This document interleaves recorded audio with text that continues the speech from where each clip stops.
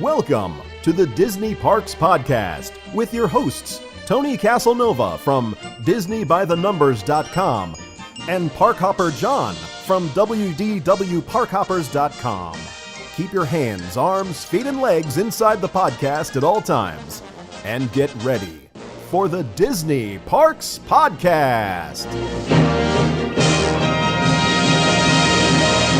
Hey, we'd like to thank this week's sponsor, Theme Park Concierge. If you are looking for somebody to help you do the planning, and then when you come here, to take you actually around the park and get you on things quicker and faster, and get your food and hold your kids' toys and do all those things that you hate to do while you're in the park, get your fast passes and all those kind of things, and much, much more, then you need to hire Theme Park Concierge. They take the ease and make it coming to the park very simple and easy to do. There's a couple things you can do. One is you can email Ramon at themeparkconcierge.com or call him at 407-257-9973. He has a Facebook site. It's called facebook.com/Ramon VIP Concierge, or check out everything they can do and the pricing at themeparkconcierge.com. Tell them the Disney Parks Podcast sent you, and they'll take 10% off your invoice. And now, the Disney Parks Podcast Infotainment segment.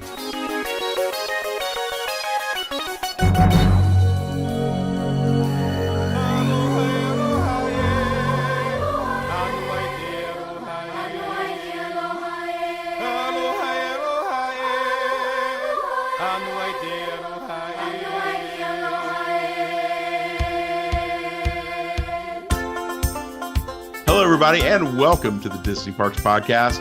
We have an incredible show for you. You think you know Magic Bands? Well, I'm here to tell you, my friends, our guest tonight knows all there is to know about those little bits of plastic that we all carry around in the Disney parks. He's got an incredible website. He's been a Disney fan, and now he's a local. We're going to get into all of that in just a second when I introduce to you Mr. Ethan Allen. Hey, welcome to the show. Hi, thanks for having me. Thank you. Yeah, very cool.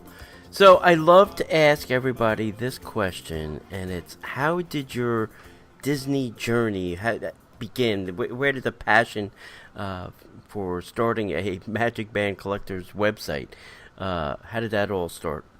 So I'll start from the beginning. As most people with Disney, it really begins when they're kids with whatever they were affected by with Disney. For me, it was going to Disneyland a lot as a kid with my parents. We lived in Seattle, so we would go to Disneyland more than we would come to Disney World. But when I was about, 14 or so, we also made a trip over here to Florida to go to Disney World.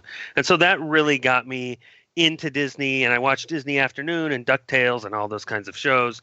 And Disney has just always been a part of my life. But it wasn't actually until I had kids of my own, young kids, 1 to 3 years old, when we decided to do our own Disney trips. And we came down to Disney World with them. This was back in 2008. When we got here to Florida, it was just, we just had such a great time for 2 weeks. We stayed at the Grand Floridian. We, did everything. We visited all the parks. And we thought, wow, this is great. And the kids loved it. Let's come back next year. And let's come back next year. And we just found ourselves doing these yearly trips.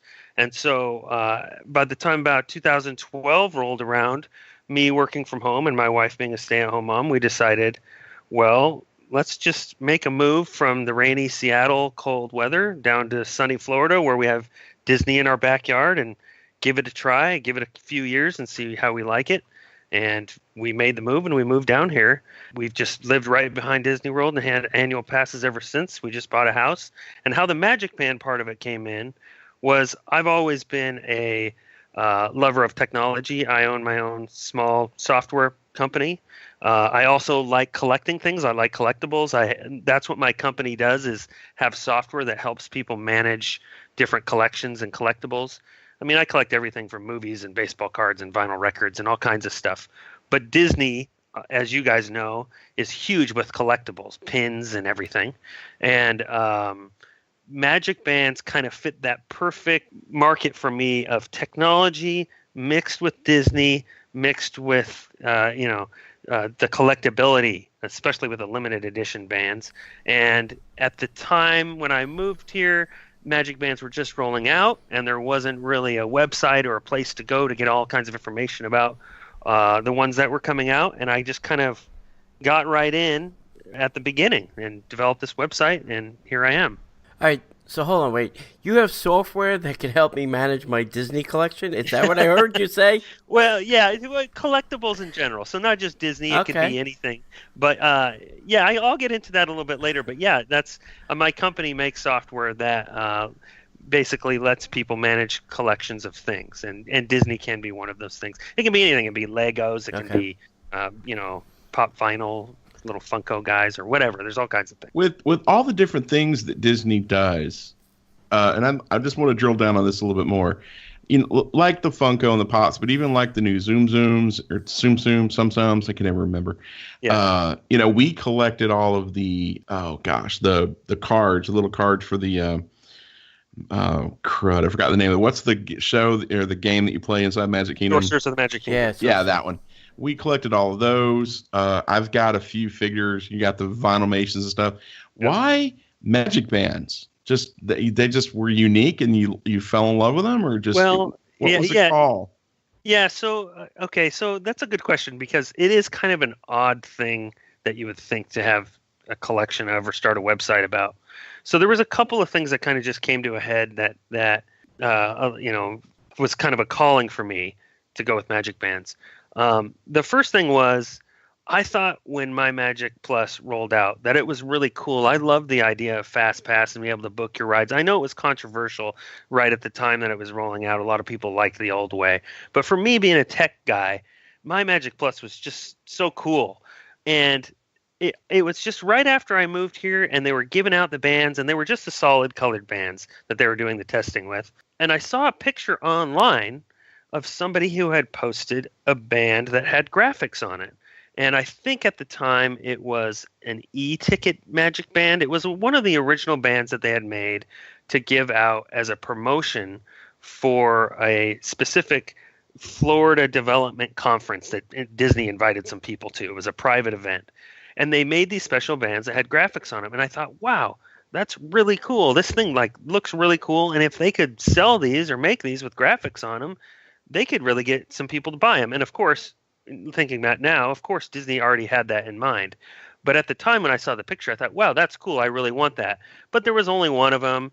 But then another one came out. They gave one out for a Seven Dwarfs Mine Train press event when the ride was first announced. And then there was another one that I discovered from a cast member who actually emailed me. And he said that there's a 2013 management meeting for the executives, and all the executives at Disney get this special band. And that's when I really was like, wow, this is cool. They're making all these cool ones. And so I kind of started a website immediately and saying, you know what, I'm going to start listing all of the bands as they come out. And originally they were just promotional bands and then the solid colored bands. But then Star Wars Weekends came around just a few months later. That's when they released the first limited edition with Darth Vader and Yoda at $2,500 each. And at that point, I knew that it was going to take off just from my experience of knowing how other Disney collectibles have kind of taken off. I thought, wow, this is too cool. And my site was just getting off the ground, and I was the first one. And I know there was one other guy who was trying to do it, but I just put so much work into it that I just kind of took over from there. And then more bands just kept coming out. And as I stayed on top of the news, I was able to kind of just turn it into something more than just a little list of bands, but actually like a daily blog of information and stuff. Wow, that's awesome. So I got to go to that Seven Dwarfs Mine Train event. Oh yeah. And when one of the things that they did, because it was a part blogger, part travel agency company. I was a marketing director for a long time for a travel agency. Mm-hmm. So we were there, and one of the things was Magic Bands, because they were really, really starting to come online hardcore. And they hadn't released the, for purchase Magic Bands yet. Mm-hmm. And so one of the things we got to do was meet some of the creative team, the person who was in charge of all of the the Bandits and all the different little trinkets you could put on the bands. Yeah. And I pulled them aside at one time and I said, I'm saying this respectfully, and I'm kind of joking. I said, I was never going to put anything. I was never going to spend any money on a Magic Band. And then you created the Stitch cover thing where you put the, put it on where, it looked like a TV where you could put the little Mickey Mouse in the center and Stitch was around it like a watch head face. Yeah. Then you made this bad boy. And he was like, well, that's how we get you. And I was like, oh my, I can't believe you just admitted it. So yeah, ever since then it's been a downward slope for me. I've heard that a lot from people who have said, either when My Magic Plus rolled out or just with Magic Bands in general, that they were never thinking about buying a band. They thought they were stupid, or they just didn't like that it was a solid color. But then that one design comes out that they just, love, that one character or that one ride, and then they say, you know what, I was never going to buy a band, but I'm going to buy this one. And then at that point, you buy one and buy two, and before you know it, you're kind of hooked. And that is how Disney does it. And they know. Yeah, and I had no desire to buy one. The bands that Disney was making, and then they came out with a Stitch one, so I had to get that. And then they came out with a Donald Duck one, and my mom had to have that because she's a Donald Duck person. So it's just been a slippery slope. And then don't even get Tony started. I mean, he's dude. I have a Destination D one, and I have a Toy Story Magic Band, and that's it. And I just read recently that there are actually two versions of the Toy Story Magic Band. Yes, that's correct. One has like a close up, and then a close up of Woody and more of Buzz, and then the other one is less of Buzz and more of a close up. So I was like, wow. So I had to go look at mine to find out which one I had. Yeah. There actually might be three variations of that specific band. Yeah, one has less clouds than the other one has, and has more clouds, and then there's the close-up one that you mentioned. Yeah. And so there's been some other interesting design changes that they've had. They had an Ariel band, Little Mermaid Ariel, right? And it had a certain design on the background of it with these little crabs and starfish and stuff, and then inexplicably Disney just changed the background for some reason, but didn't announce it or didn't. Yeah, they make these little odd changes here and there with designs that are interesting. But all right, so how long has your site been up and running, Ethan? So my site has been running since around I don't know the exact date, but it was around Star Wars weekend 2014. So end of May time frame is when I really launched the site, and it was mainly because I saw the Vader and Yoda band being announced, and this was after a few of the promotional bands I had seen pictures of, and I think that the reason why I launched it at that time was because I knew with Disney releasing those two bands at Star Wars weekends that was the beginning. That was going to be the beginning of the collectible. And I figured that, if I was going to do it, I better do it now. Yeah. So I just, the site is just run on WordPress, and it's just an easy thing for me to update. And I figured, well, if it's not going to take me too much time, I can just write an article, once a week or whatever. Right. It's turned into a lot more than that lately, but it always is. And that's how they get you. Yeah. So that's how it started. Write a Disney blog, they said. It'll be fun, they said. Start a Disney podcast. It'll be great. You love Disney. It makes sense. Yeah, they just said. in your free time, right? Yeah, just in your exactly. All of that free time that we have. Yeah. So you obviously are not only keeping up with the different types of bands, which we'll get into that in a second, but you're really kind of probably really into digging into the creative stuff. So do you know who creates the band designs? Is it several departments, or is there one Disney creative department that creates them? So how do these things get made? So from what I understand, there's actually kind of a complex way that these get made. The Disney Design Group in Florida is kind of this just group of artists that don't really have any kind of celebrity artist within it. It's just a group of kind of artists working together to create designs right here in Florida for the bands. And that's for the majority of the merchandise that's coming out of Florida. But I do know that, and we're just talking about the graphics on the bands right now. I'll talk about how they get made in a minute. Right. But as far as the graphics go from Disney Design Group, but I know that the graphics on the band can be requested and be requested in a certain way or certain style based on different departments within Disney. So, for example, the Food and Wine Festival in 2015 had a special premium package that if you bought the premium package, you get a special Magic Band with it. And I know that when they gave them the Magic Band, when they were designing the Magic Band, the head of Food and Wine, the head of the festival, whoever was in charge of Mary that, Hummel. Okay, there you go. She actually had to put in a request with the Magic Band team to get this Magic Band made, and it needs to look like our Food and Wine style graphics over here. And so then that request kind of gets put into some kind of queue system, and then they design the band and go back and forth. And so the bands, to certain festivals and certain events, are actually like procured from the head of that, whatever that festival is. Wow. And then that's also true for Aulani, the Disney Vacation Club Resort Aulani out in Hawaii. They actually have a band that's used for the kids club there, so the kids can get in and out of the little daycare center thing. And they wear a band that has Stitch on it, and so I'm assuming that Aulani probably requested that specific design, and then the design group had to make it. So that's how the graphics get made. Yeah. With the band itself, it goes through this big manufacturing process that begins actually in St. Petersburg, Florida. The bands were designed by a design group called Frog in New York. The technology behind the bands actually works out of Seattle. And then they get produced, I think, in, I don't know, China probably. And then, so there's a big, huge kind of infrastructure behind how all of these bands come together. It's kind of interesting. On my website, if you dig deeper into the development section, you can read a whole article kind of about where all these sections kind of come together to make the bands. The one thing I always thought with these is, has anybody repurposed them to do other things at home? Because it's nothing more than an RFID chip in there. And I'm thinking like somebody's using it to open their Kivo lock or something on their door. Yeah, and there's somebody has done that. I think somebody's taken a band.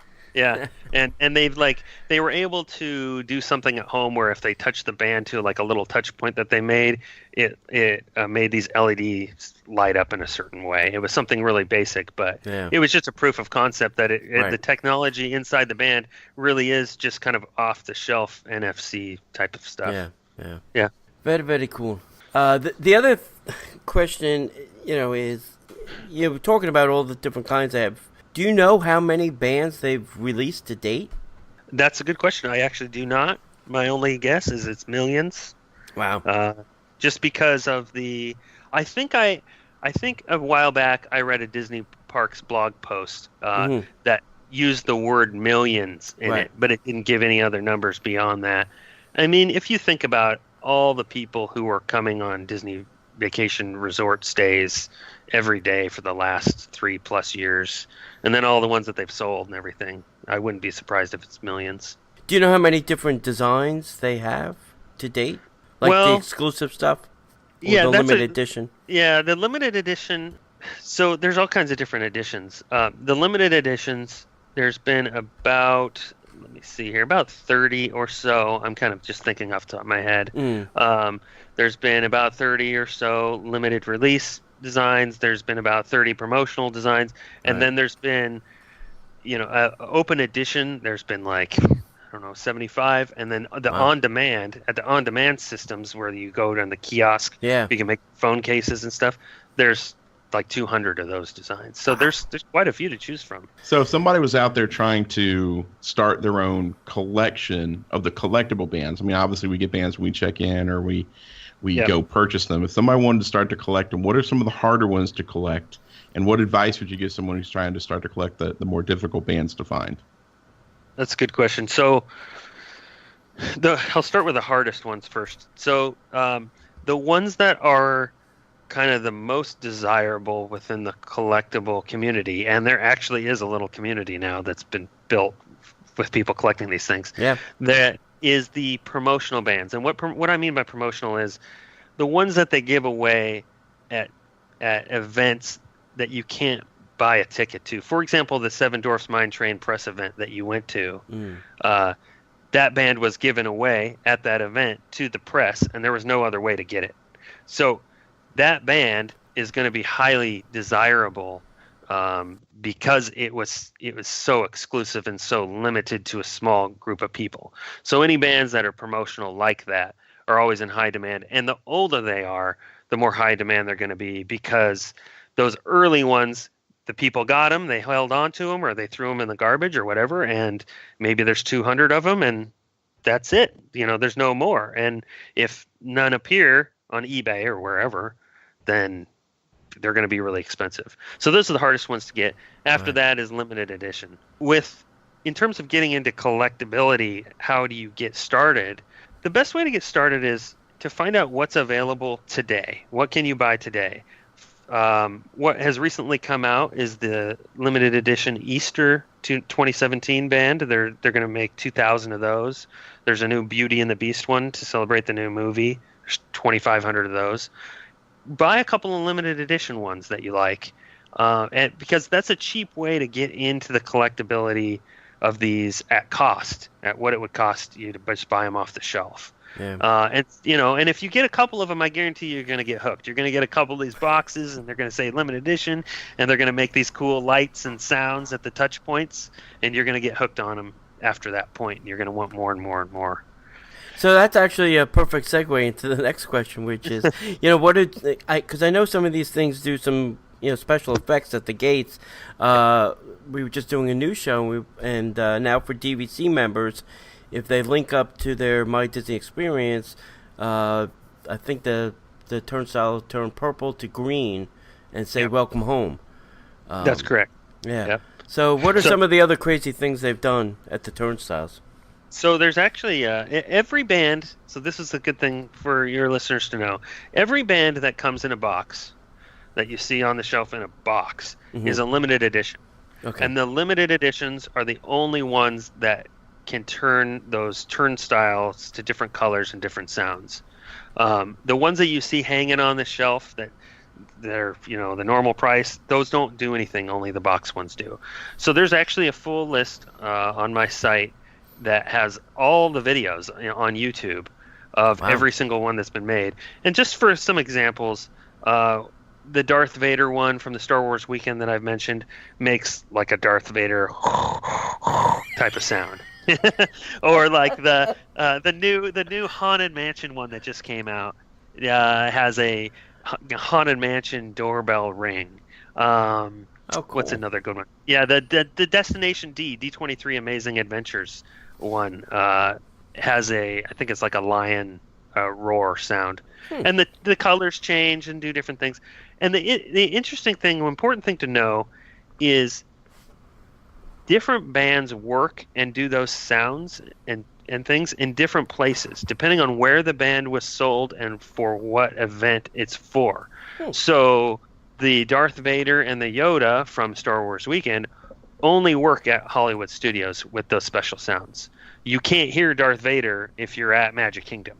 You can only hear him at the touch points at Hollywood Studios.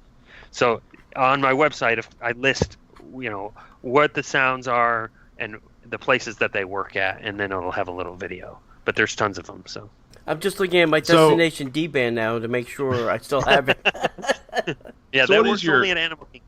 So what is your opinion about the Magic on Demand, or the band? I'll say that one more time, if I could speak English, of the on-demand bands? I think that it is a good idea. I'm glad that they did it. I think that there is customer demand for it, but in terms of collectability, it's not what I would necessarily consider the most collectability. Because you can print them out at any time, right? You go there and you choose your band color and you choose your design and you get it printed, and there could be a million of them made. You don't know. And also the quality of the printing on the band, although it's really, really good, it's not. I would say it's like 95% of the quality of the ones that you buy on the shelf. There's something about the ones that are on the shelf that kind of have this photo finish on the graphics. The graphics, you have this sense that the graphics are going to last on the band forever. But the ones in the on-demand, I've noticed, especially after bands that I've bought and held on to for about a year, if I haven't touched the band and I try to bend it, you'll hear this kind of crackling sound in the graphics. And you can kind of tell that the print quality just isn't up to par. So although I think it's needed, just like, on-demand phone cases, I think there is a demand for it. I think from a collectability standpoint, the on-demand bands they're neat, but they're, I don't personally collect all of the on-demand ones. But now you made me ask this question. So how many Magic Bands do you have, Ethan? So I have every single Magic Band that you can buy, except for all of the on-demand. I probably have about half of the on-demand designs. And beyond that, beyond every single Magic Band that's ever been released, including all the promotional ones, I also have a box full of prototype bands that have never been released that were used in testing. Wow. That have special designs that are in colors that were never released. I have a teal band, I have a white band, I have bands that are full solid colors. So you know how bands have that kind of gray removable strap to it, so you can make it smaller for kids. So in the testing, they made all of that all one color.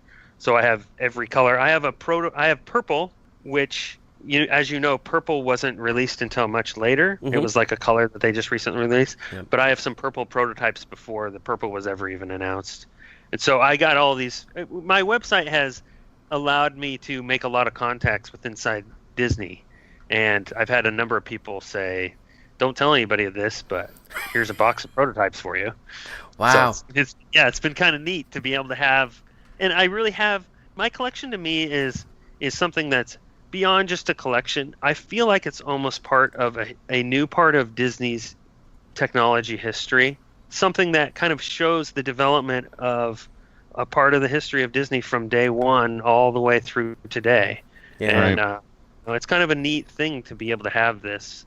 And I've even said to my wife, I don't know how long I'll keep my collection or how long I'll keep going, but if I end up keeping it, when I pass away or move on from this, I almost feel like I want to donate it to Disney as like a kind of a historical archive of everything that's come out. Yeah. So. Yeah. Hey, it's amazing to think. Go ahead, Tony. I'm sorry. Yeah, I was gonna say you should make a contact in the Disney archives and say, hey, I got this collection. If I go, can I will it to you guys? It'd be interesting. Yeah, and it's amazing to think that if you flash forward 25, 50, 75 years, when we all have the chips in place in our bodies, and there'll be some people walking in the Magic Kingdom and go, tell me again, Grandpa, how you used to wear something on your wrist.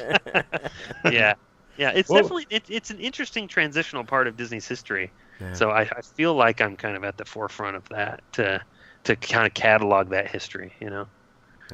I often, I heard that Shanghai was going to be, the park where they were going to be completely paperless.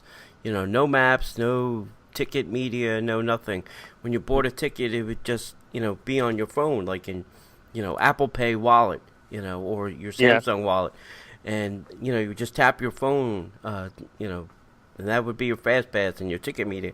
But they didn't do that, and I'm sure there were good reasons why they didn't do it. But I often think to myself, why print Magic Bands when you could just, give us something for our phone? Most phones have NFC and can do that. I don't have to wear something to do that. I think there's a couple of reasons. So, to give you a little background of the prototypes I was just talking about, one of the interesting prototypes, or a couple of them that I have, are actually prototypes of Disney Cruise Lines. And they were going to release Magic Bands for all the Disney cruises. And in fact, some of the graphics that I have on some of the bands, these aren't shown on my website, show what the band might look like with a graphic. And it would say the Allen family, March 7th, 2014, Disney Dream Trip. And I actually have a prototype that looks kind of like that, something similar to that. Right. And it showed that they were actually they were thinking about how do we expand this beyond Florida. And I know one of the big things that stopped them was budget, just because of the pure infrastructure that needs to be changed or put in place to allow this kind of system. The other thing was the rapid changing of technology. Like you said, NFC is in all these different phones now. And I think Disney is actually playing the waiting game.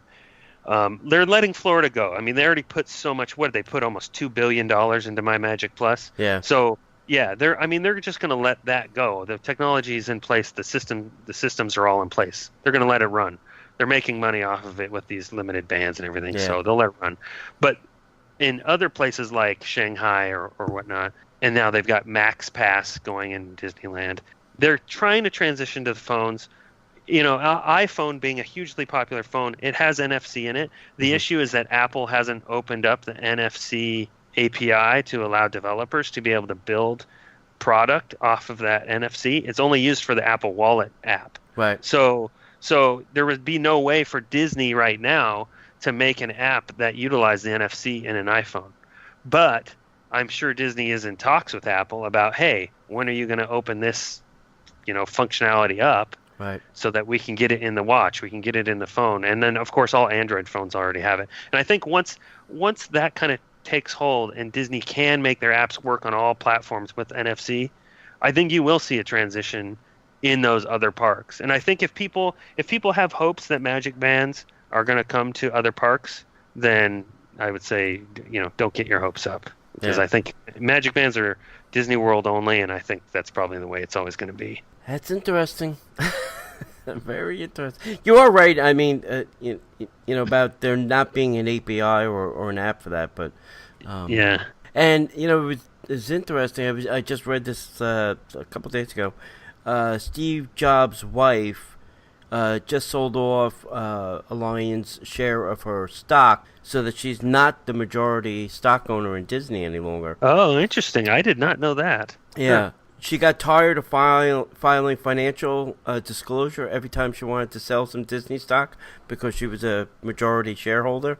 So she sold enough so that she doesn't have to file any, full financial disclosure, because people were finding out all about her financial business through these, through these documents that she has to file every time. So, yeah. All right. Swerving this back into the Magic Bands. A little bit less technological. Tony and I will get into these conversations, and he and I like technology, but I'm the more cautious one of the two. I joke around about this. If somebody walked up and said, "Hey, we're going to give you a chip, and we're going to just shove it in your wrist or whatever," Tony would be like, "Yep, I'll take it." Yeah. Anyway, so as you've been tracking these Magic Bands for the last several years, are you finding that there are certain ones that are more popular than others? And let me guess, are some of the more popular ones from a certain place called Arendelle? Yes. So yes and no, actually. There was at the Flower and Garden Festival in 2015, they released Elsa and Anna Frozen Fever band, which has them in their, springtime outfits with sunflowers and stuff. That one sold. They made I think they made 4,000 of those, and they sold immediately. Wow. Immediately. But at the Flower and Garden Festival the next year, they had Figment, and the design was okay. It wasn't anything special, and they had those in the outlets.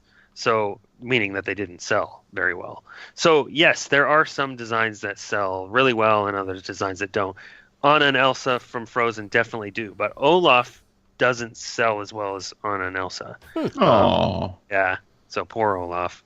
Poor guy. What's the most popular bands out there that people have been purchasing? I'm looking at them all right now. The Star Wars ones are always popular. The Star Wars ones tend to sell out fairly quickly. The other ones that have been popular most recently have been the 45th anniversary Magic Kingdom stuff. So there's been a Magic Kingdom one, a Small World one, and then the Haunted Mansion one just came out. And those seem to sell at a pretty good clip. Nice. Yeah, so I would say those are kind of the most popular. They came out with a kind of a limited set of Dooney and Burke bands, and those Yeah. sold. Yeah, those sold out immediately. I mean, those were Crazy. yeah, That's Dooney and crazy. Burke those. So when you're, Burke. Wow. yeah, you know, they got the purses and stuff. They match 'em. I Yeah. know. Wow. Yeah. Yeah, it's crazy. So when you're talking about like the Magic Bands and stuff, are you also lumping in like the accessories, or is that something that you don't pay that much of attention to because the sheer magnitude of stuff? I do pay attention to them. I do update. I do have a list of every single accessory that's ever been released on the website, but I don't make a huge story about it or anything. I usually just kind of put the accessory in the accessory section and just say this one came out in February. You know, so yeah, you're right. I mean, I don't pay as much attention to them, but I do try to make the website be kind of have everything on it that has to do with Magic Bands. I want to hit it all, even if it's something I don't like. Personally, I could care less about the Magic Bandits. I wish that they would make them into kind of more collectability, make them more like pins or something. I don't know what they could do, but I don't like them. But you know what? I put them on the website anyway, just because somebody out there might. And well, that's the thing. I mean, as someone, I don't really have a thing necessarily that I collect. Tony has a few things that he collects. I'm kind of a weird Disney fan. I've got a couple of things that I have a few of, but not a lot.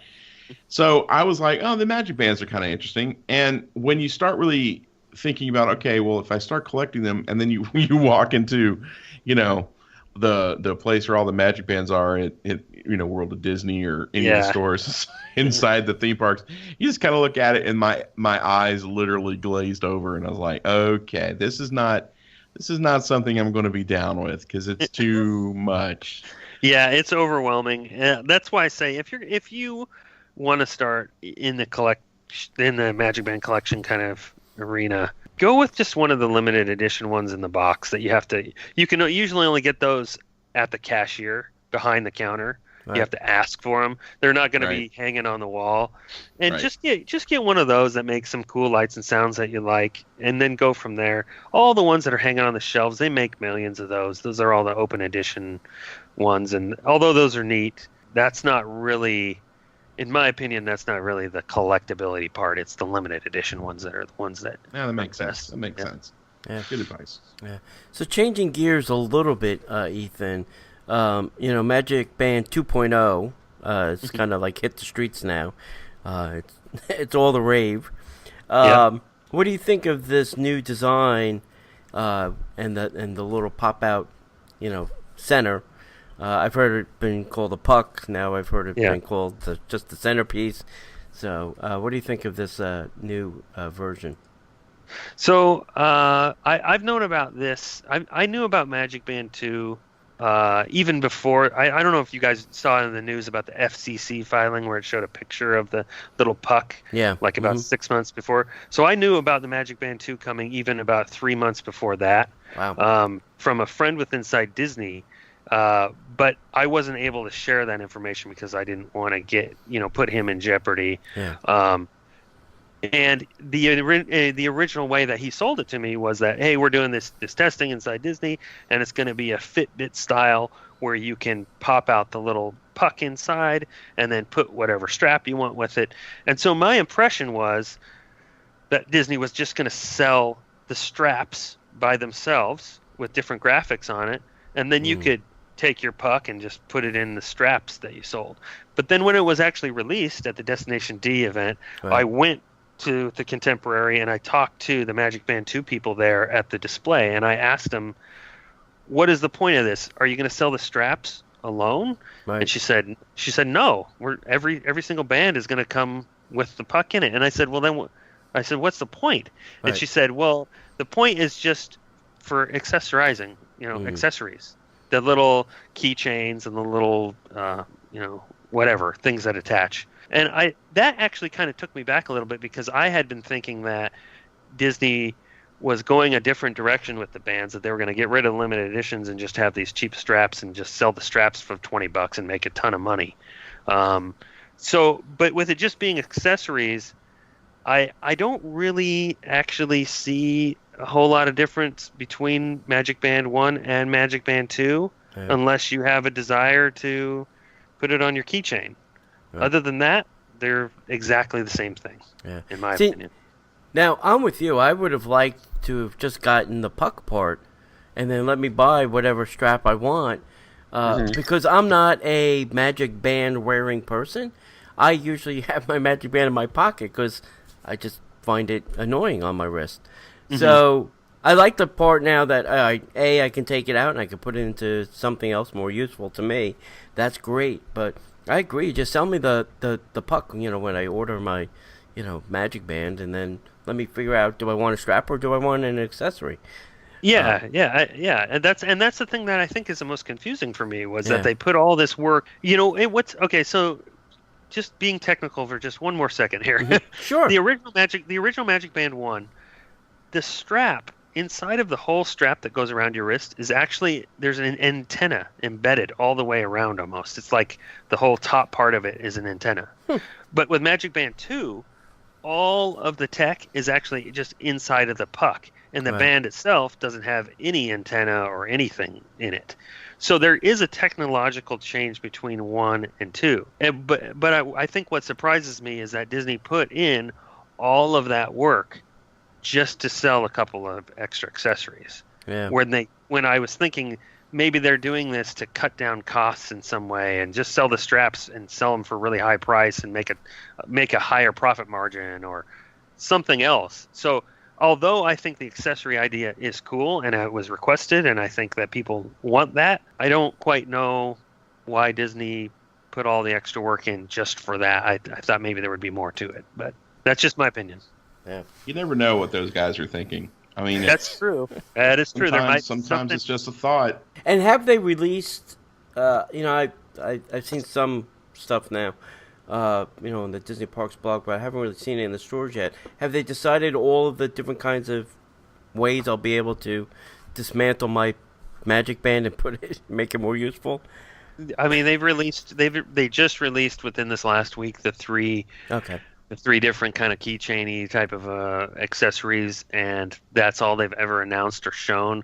I have to think that Disney probably has other products in the pipeline for this that we just don't know about. Yeah.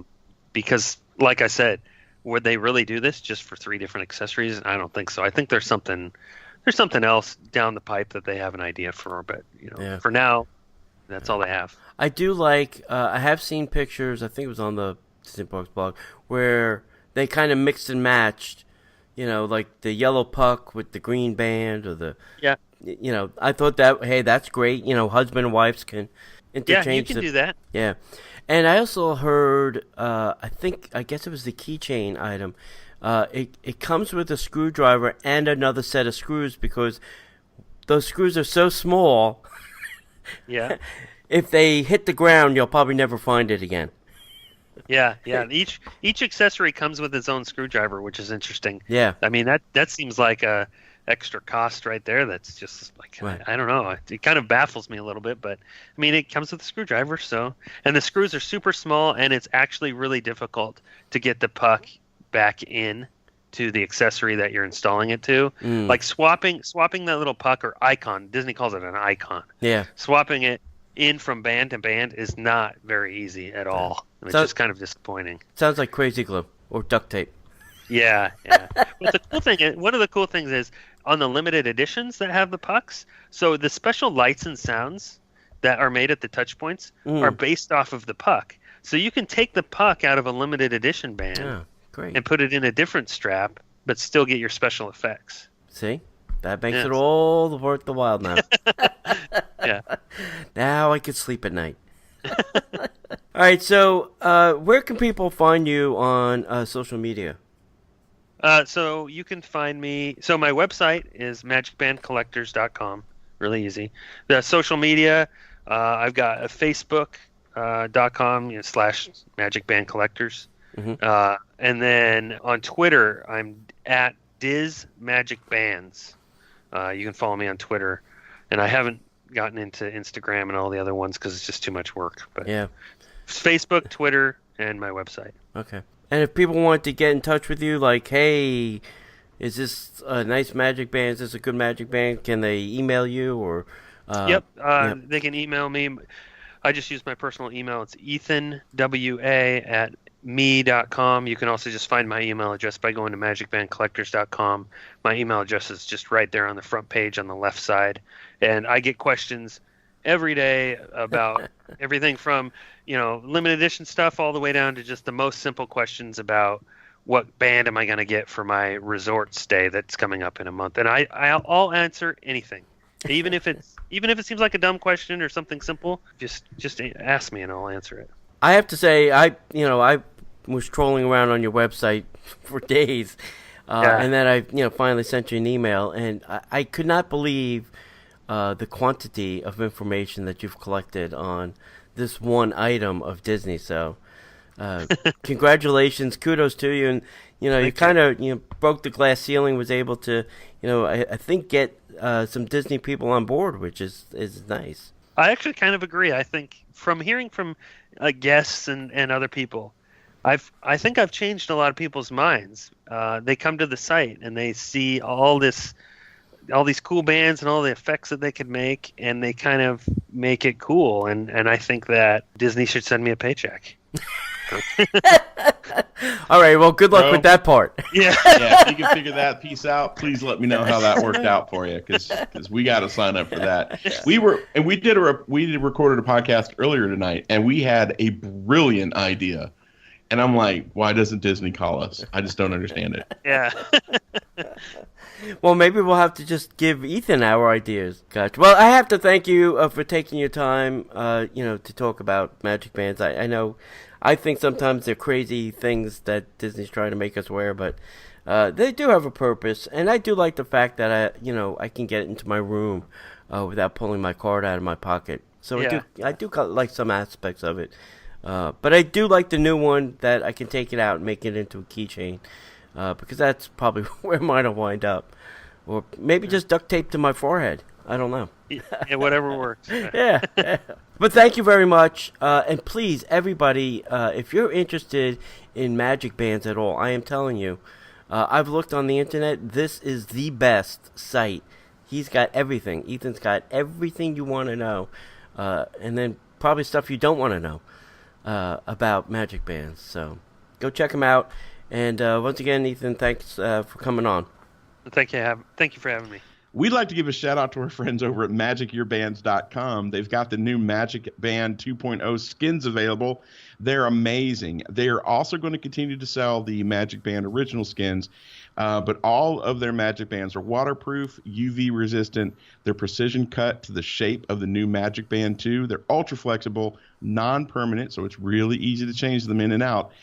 They've got pre-punched holes, even for the smaller sizes, and they're offering great discounts when you order more than just one or two. Now, Magic Band stickers are suitable for both adult and child-sized bands, and they're offering free international shipping. They have amazing pre-made designs. They also have special custom designs for events, and if you have some artwork that you'd like to suggest to give to them, they can even design your own artwork for your Magic Bands. Visit them at MagicYourBands.com and use Disney Parks Podcast at checkout, and they'll save you an additional 10% on your order. Visit MagicYourBands.com today. Yep. All right. As we'd like to say around here, we'll see you in the parks.